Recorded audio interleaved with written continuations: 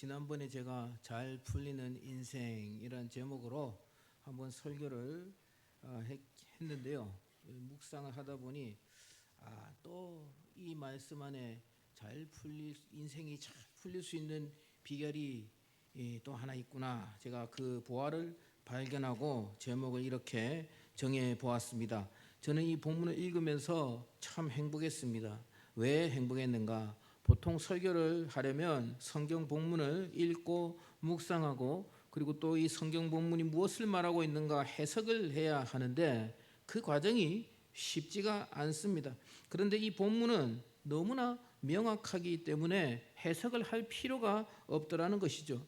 본문의 내용은 다음과 같습니다. 하나님께서 바벨론 포로로 잡혀갔다가 예루살렘으로 귀환한 이스라엘 백성들에게 하시는 말씀입니다. 그 내용은 다음과 같습니다. 너희가 예루살렘에 돌아왔으면 하나님의 성전을 제일 먼저 지어야지. 너희 집부터 짓고 있느냐? 너희 행위가 이게 옳으냐?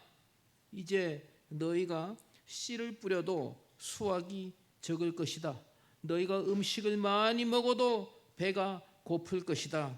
일꾼이 하루 종일 새벽에 일어나서 저녁 늦게까지 하루 종일 일을 열심히 하고 일당을 받아와도 전대에 구멍이 뚫려서 돈주머니에 구멍이 뚫려서 다 흘려버릴 것이다. 너희가 추워서 옷을 껴입어도 따뜻하지 않고 추울 것이다. 너희가 많은 것을 바라겠지만 적게 얻을 것이다. 너희가 아무리 열심히 노력하고 모으고 쌓아도 내가 다 불어버릴 것이다. 너희가 밭에 아무리 모를 심고 씨를 뿌려도 거두지 못할 것이다. 왜냐? 내가 하늘에서 비를 그치게 하고 가뭄이 들게 할 것이다. 너희가 애써 수고한 것들이 수확하지 못하게 될 것이다. 이런 무시무시한 말씀을 하고 있는 것입니다. 이 말씀을 하시면서 그 원인이 뭔지 너희는 알겠니? 아니 모르니? 라고 말씀을 하시면서 5절에서 말씀하십니다. 너희의 행위를 살펴라. 7절에서도 말씀하십니다. 너희의 행위를 살펴보아라. 예배를 마치고 집에 가면 제 아내가 저에게 이렇게 말을 할 것 같습니다. 당신도 너의 행위를 살펴라. 그렇게 말하지 않을까 싶습니다. 제가 바르게 살아서 여러분들에게 이 말씀을 전하는 것이 아니고 말씀을 전하라고 읽다 보니까 감동이 돼서 전하는 것이며 저 역시도 나의 행위를 살펴야 하는 것입니다. 저와 여러분들 다 마찬가지입니다. 너희가 하나님의 집을 짓기보다 너희 집을 짓기에 빨랐기 때문이다. 이것이 원인입니다. 오늘 읽은 본문의 내용입니다. 얼마나 명확합니까? 저는 이렇게 명확하고 알기 쉽고 마음에 와닿는 본문을 별로 본 적이 없는 것 같습니다. 먼저 이 본문의 내용을 좀 더 깊게 묵상을 하려면요, 이 본문의 시대적 배경을 알아야 합니다. 새벽기도 나오신 분들은 아마 기억이 날 수도 있을 것 같은데요. 이 학개서가 쓰여진 시기는 주전 520년 경입니다. 바사의 고레스 왕이 1차 포로 귀환을 허락한 때가 주전 537년에서 538년으로 계산을 합니다. 그러니까 이제 이 이스라엘 백성들은 포로에서 풀려나서 돌아온 지 막 돌아온 것이 아닙니다. 약 17년에서 18년 정도의 시간이 지난 시점이라는 것이죠. 70년 동안 남의 나라에서 포로 생활을 하다가 고향으로 돌아왔을 때 그들은 감격했을 것입니다. 다시는 조상들처럼 우상숭배하지 않아야지. 이제 하나님 백성으로 율법을 준행하며 하나님을 기쁘게 해드리며 살아야지. 다시는 남의 나라에 포로로 끌려가는 이런 일이 없어야 하겠다. 다짐하고 다짐하며 또 다짐하며 또 자녀들에게도 가르치지 않았겠습니까? 그럼에도 불구하고 세월이 17년에서 18년 정도 지나다 보니 그 결단이 해이해진 것입니다. 이것은 이스라엘 백성들만의 문제가 아니라 저와 여러분들에게도 해당되며 모든 인간들의 문제이기도 합니다. 오늘 하나님은 너희의 행위를 살펴라, 너희의 행위를 살펴라고 2번이나 말씀하셨습니다. 여러분들이 계획하고 여러분들이 추진하는 대로 여러분들의 인생이 앞으로 나아가고 있습니까? 여러분들의 자녀는 그렇게 되고 있습니까? 여러분들이 뿌린 대로 만족하게 거두고 있습니까? 여러분들이 기도한 대로 응답을 확신하며 받아 누리고 있습니까? 여러분들의 삶 속에서 하나님의 도우심과 하나님의 은총을 피부로 느끼며 살아가고 있습니까? 만약 이 질문에 확신 있게 긍정적으로 아멘이라고 대답하기 어렵다면 우리는 자신의 행위를 살펴야 하는 것입니다. 우리가 아무리 씨를 뿌리고 물을 줘도 하나님이 자라게 하셔야만 자라는 것입니다. 시편 127편 1절 2절 말씀에 여호와께서 집을 세우지 아니하시면 세우는 자의 수고가 헛되며 여호와께서 성을 지키지 아니하시면 파수꾼의 깨어 있음이 헛되도다. 너희가 일찍이 일어나고 늦게 누우며 수고의 떡을 먹음이 헛되도다. 아멘. 이렇게 말씀하고 있습니다. 우리의 인생이 풀리느냐 꼬이느냐 막히느냐, 이것은 모두 하나님 손에 달려 있습니다. 우리가 푼다고 풀리는 게 아닙니다. 우리가 수고한다고 거두는 게 아니라는 것입니다. 모든 것은 하나님 손에 달려 있다는 것입니다. 여기 앉아 계시는 저나 여러분들 중에 이것을 모르는 분이 어디 있습니까? 다 압니다. 지식적으로는 다 알지만, 그러나 알지만 계속해서 듣고 묵상하고 기억하고 또 기억해야 한다는 것이죠. 우리는 오늘 본문 말씀을 통해 하나님께서 우리의 노력을 외면하지 않으시고 열매를 거두게 하시며 그로 인하여 우리의 인생이 잘 나가고 잘 풀리는 인생이 되는 비결 2가지를 묵상해 보고자 합니다. 첫 번째는 하나님이 기뻐하시는 일보다 내가 기뻐하는 일을 우선순위에 둬야 합니다. 한번 같이 따라 읽어볼까요? 첫째부터 하나님이 기뻐하시는 일보다 내가 기뻐하는 일을 우선순위에 둬야 합니다. 죄송합니다. 이게 거꾸로 제가 보냈네요. 죄송합니다. 다시 거꾸로 해봅시다. 조금 이상한데. 예. 다시 자 거꾸로 했으면 죄송합니다. 내가 기뻐하는 일보다 하나님이 기뻐하시는 일을 우선순위에 둬야 합니다. 한번 다시 읽어봅시다. 내가 기뻐하는 일보다 하나님이 기뻐하시는 일을 우선순위에 둬야 합니다. 아멘. 예, 죄송합니다. 큰 실수를 했네요. 예.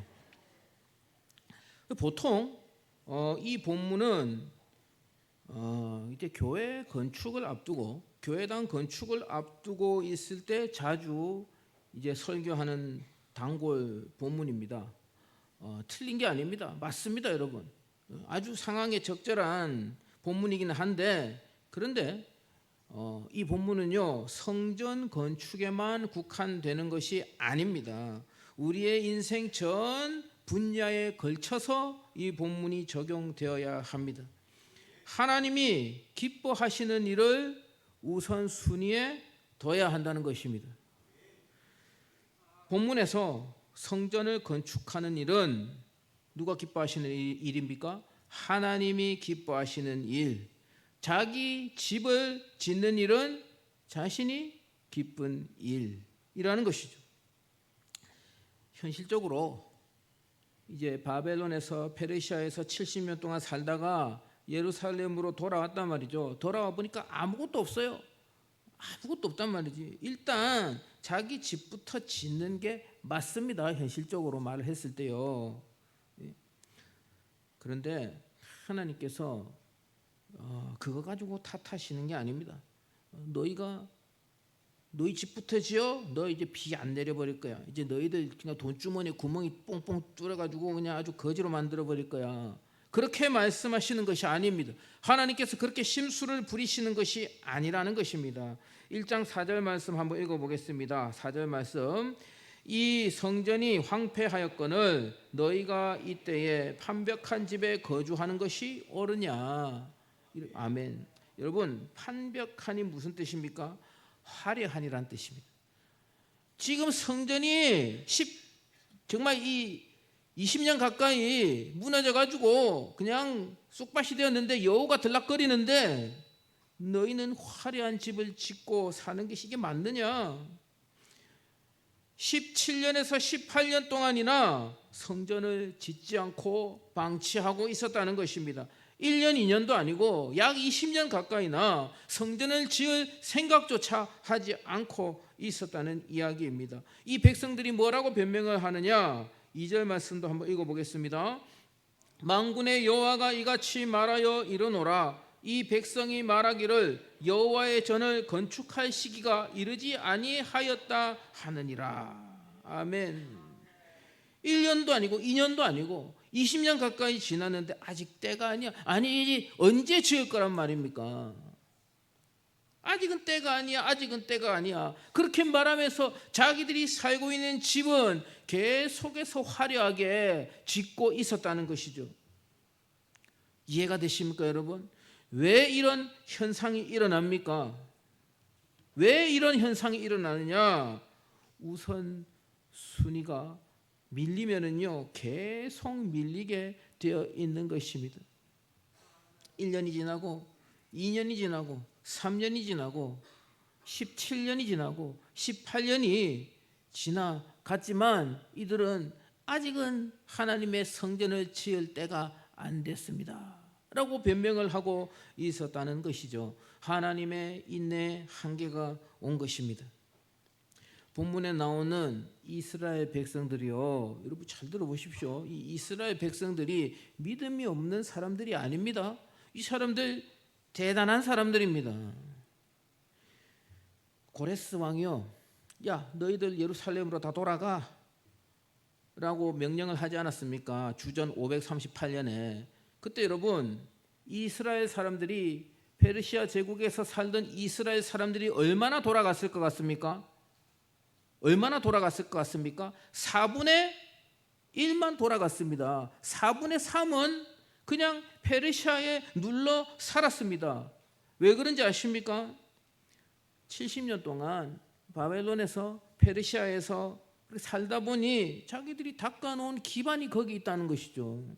이해가 되지 않습니까? 여러분, 그러면 출애굽 때는 왜 다 나왔습니까?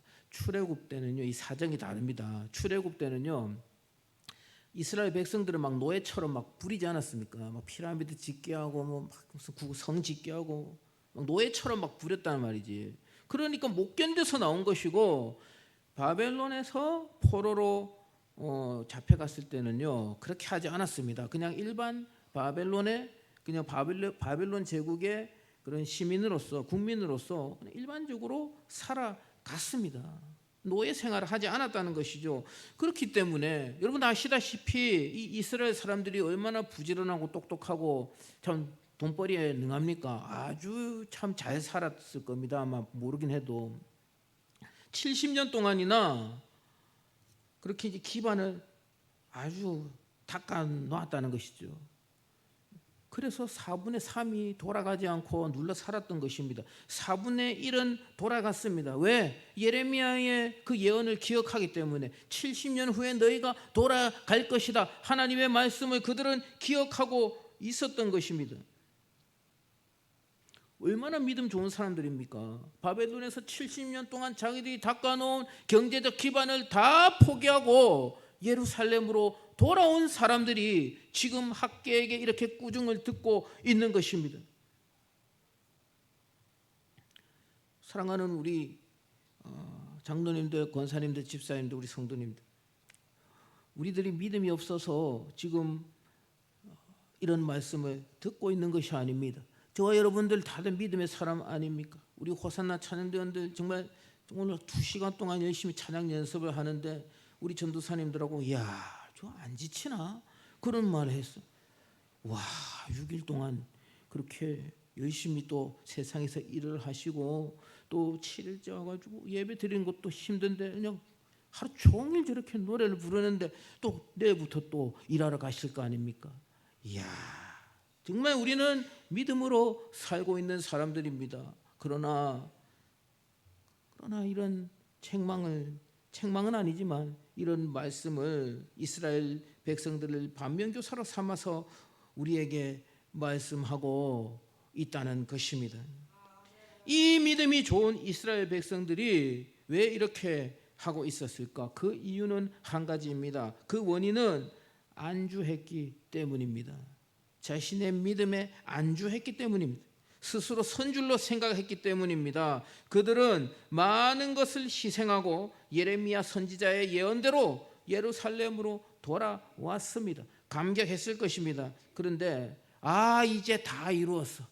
이제 돌아왔으니 다 이루었다 라고 생각하고 안주했기 때문에 영적인 긴장감이 풀리고 하나님이 기뻐하시는 일에 등한시하게 되었다는 것입니다. 성도는 천국에 가기 전까지 계속 달려야 할 줄 믿습니다. 선줄로 생각하면 넘어질까 주의를 살피고 긴장해야 하는 것입니다. 안주하게 되면 그 자리에서 안주하게 되면 안주가 아니라 뒤로 퇴보하게 되어 있는 것입니다. 퇴보하게 되면 어떻게 됩니까? 하나님이 기뻐하시는 일을 하지 않고 자기가 기뻐하는 일을 먼저 하게 되며 그로 말미암아 하나님의 은혜와 하나님의 복이 끊어지게 된다. 그런 말씀입니다.